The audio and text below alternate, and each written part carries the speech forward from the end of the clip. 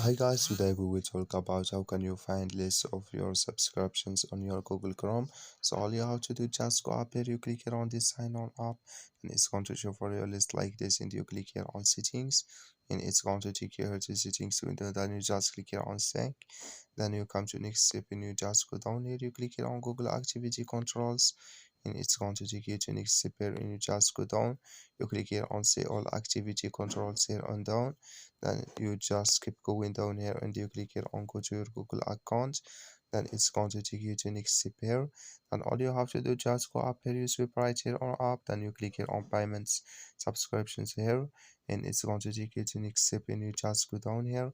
Then you come here to subscriptions, you will click here on minute subscriptions here.